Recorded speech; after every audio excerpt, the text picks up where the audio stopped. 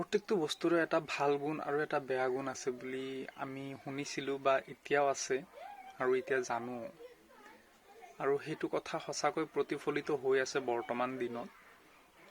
এটা কথা ক'বলৈ গ'লে যে আমাৰ অসম চৰকাৰখন সম্পূৰ্ণৰূপে ব্যৰ্থ হৈছে, শিক্ষামন্ত্ৰী ব্যৰ্থ হৈছে, মুখ্যমন্ত্ৰী আমাৰ মহোদয় ব্যৰ্থ হৈছে।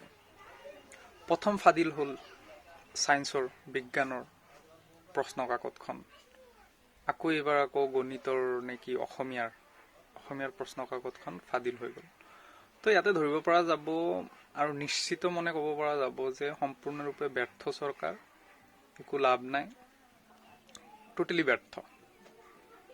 আৰু এইবোৰ একচুৱেলি চৰকাৰৰ গাতো দোষ নাই ক'ব গ'লে, কাৰণ কিয়নো চৰকাৰেতো কোৱা নাই যে তোমালোকে এইবোৰ কৰা। এইবোৰ ব্যৰ্থ কিহৰ কাৰণে হৈছে মই ধৰিব পাৰিছোঁ যে ইণ্টাৰনেট, সকলোৰে হাতে হাতে mobile phone, daily per day 20 GB 30 GB কৈ ডেটা, 2 GB 1 GB কৈ ডেটা, সেইবোৰৰ অপপ্ৰয়োগ হৈছে। মই প্ৰথমতে ক'লোঁ নহয়, প্ৰত্যেকটো বস্তুৰে এটা ভাল গুণ এটা বেয়া গুণ আছে। কিছুমানে ভালভাৱে লৈছে, কিছুমানে বেয়াভাৱে লৈছে। এইবোৰ বেয়া গুণ, সেইকাৰণে এইবোৰ হৈ আছে। আপোনালোকে কি ভাবে?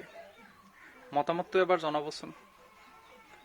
মেট্ৰিক পৰীক্ষাটো উঠাই দিব লাগে নে ৰাখিব লাগে? এইটো মোৰ ফালৰ পৰা কৈছোঁ, মোৰ মতেতো থাকিব লাগে, উঠাই দিব নালাগে।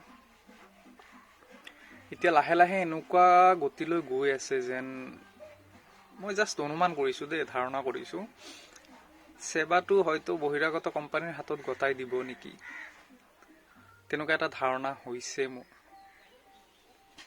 হ'ব পাৰে ইন ফিউচাৰ, কিন্তু নাজানো দিয়কচোন। মোৰ ধাৰণা হোৱাখিনিৰ কাৰণেহে কৈছোঁ। বাকী যি নহওক, খুবেই দুখিত এনেকুৱা কাণ্ডবোৰ হৈ আছে অসমত, খুবেই লজ্জাজনক। বাহিৰৰ মানুহবোৰে শুনা পাই আছে যে অসমত এইবোৰ ঘটনাবোৰ ঘটি আছে। কেনেকুৱা লাগিব আমি অসমীয়া হিচাপে? খুবেই বেয়া লাগিব। শিক্ষয়িত্ৰীসকলক অলপ বুজাৰ প্ৰয়োজন যে এইবোৰ কৰাৰ ক্ষেত্ৰত কিমানখিনি ক্ষতি সাধন হৈ আছে আমাৰ ল'ৰা ছোৱালীবোৰৰ, সেইবোৰ ভাবিব লাগে।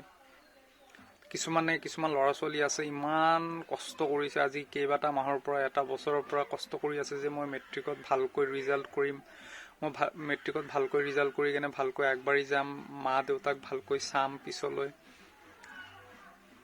সিহঁতৰ আশাবোৰ যেন এই সাধাৰণ কিছুমান মানুহৰ কাৰণে, জ্ঞানহীন ব্যক্তিৰ কাৰণে, জ্ঞানহীন মানুহৰ কাৰণে তেওঁলোকৰ সপোনবোৰ থমকি ৰৈ গৈছে এইখিনিতে। কি হ'ব সিহঁতৰ?